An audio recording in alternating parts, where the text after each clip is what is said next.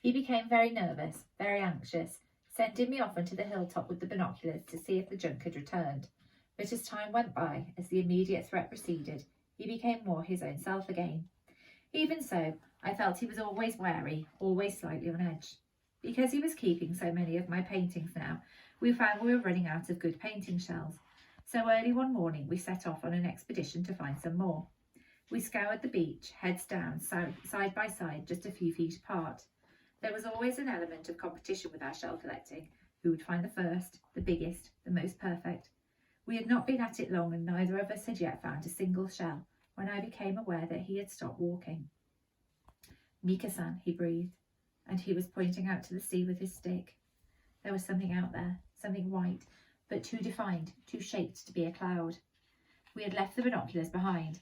With Stella yapping at me all the way, I raced back along the beach and up the track to the cave house, grabbed the binoculars and made for the top of the hill.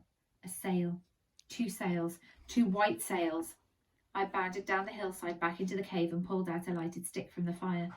By the time I reached the beacon, Kensuke was already there. He took the binoculars from me and looked for himself. "Can I light it?" I asked. "Can I?" "All right, Mika-san," he said. "All right." I thrust the lighted stick deep into the beacon, in amongst the dry leaves and twigs at its core. It lit almost instantly, and very soon flames were roaring up into the wood, licking out at us as the wind took them. We backed away at the sudden heat of it. I was disappointed there were so many flames. I wanted smoke, not flames. I wanted towering clouds of smoke. "Do not worry, Mika-san," Kensuke said. "They see this for sure. You see." We took turns with the binoculars. Still the yacht had not turned. They had not seen it. The smoke was beginning to billow up into the sky. Desperately I threw more and more wood onto the fire until it was a roaring inferno of flame and dense smoke. I had thrown on almost the very last of the wood we had collected when Kensuke said suddenly, "Mika-san, it is coming. I think the boat is coming." He handed me the binoculars. The yacht was turning. It was very definitely turning, but I couldn't make out whether it was towards us or away from us. "I don't know," I said. "I'm not sure." He took the binoculars off me. "I tell you, Mika-san, it come this way. They see us. I am very sure. It come to our island." Moments later, as the wind filled the sails, I knew he was right. We hugged each other there on the hilltop beside the blazing beacon. I leaped up and down like a wild thing, and Stella went mad with me. Every time I looked through the binoculars now, the yacht was coming in closer. "She's a big yacht," I said. "I can't see her flag. Dark blue hull, like the Peggy Sue." Only then, as I said it out loud, did I begin to hope that it could possibly be her. Gradually hope turned to belief, and belief to certainty. I saw a blue cap, my mother's cap. It was them. It was them. "Kensuke," I cried, still looking through the binoculars. "Kensuke, it's the Peggy Sue. It is. They've come back for me. They've come back." But Kensuke did not reply. When I looked round, I discovered he was not there. I found him sitting in the mouth of the cave house with my football in his lap. He looked up at me, and I knew already from the look in his eyes what he was going to tell me. He stood up, put his hands on my shoulders and looked me deep in the eyes. "You listen to me very good now, Mika-san," he said. "I am too old for that new world you tell me about. It is very exciting world, but it is not my world. My world was Japan, long time ago, and now my world is here." I think about it for a long time. If Kimi is alive, if Michiyo is alive, then they think I am dead long time ago. I would be like ghost coming home. I am not same person. They not same either. And besides, I have family here. Orangutan family. Maybe killer men come again. Who look after them then?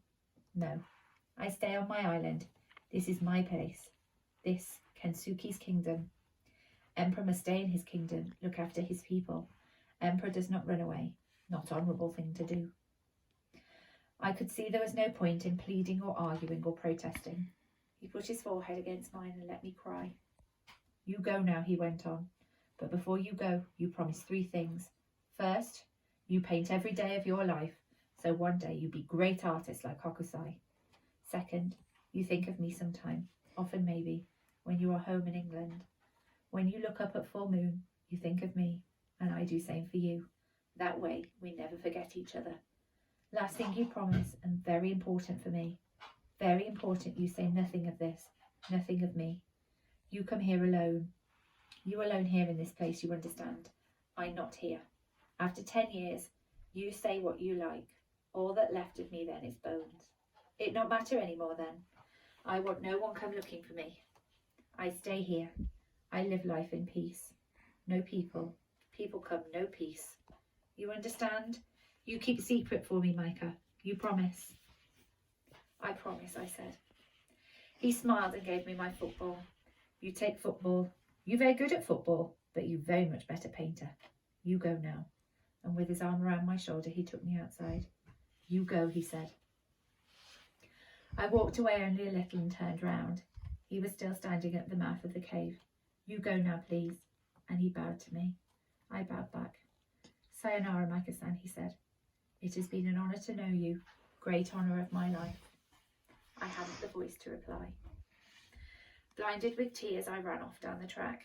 Stella didn't come at once, but by the time I reached the edge of the forest, she had caught up with me.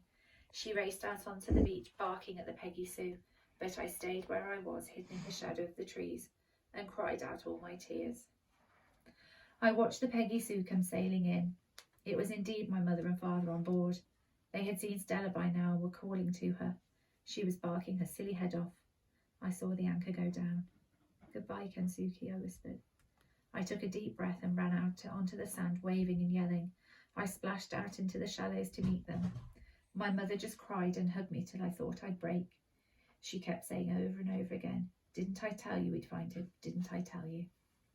The first words my father said were, hello, monkey face.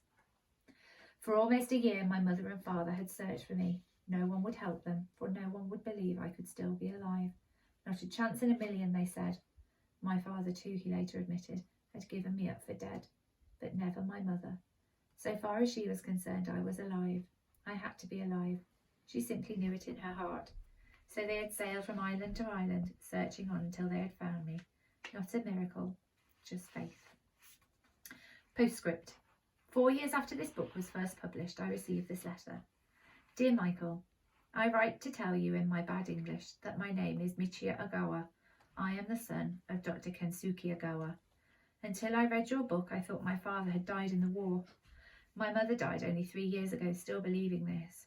As you say in your book, we lived in Nagasaki, but we were very lucky.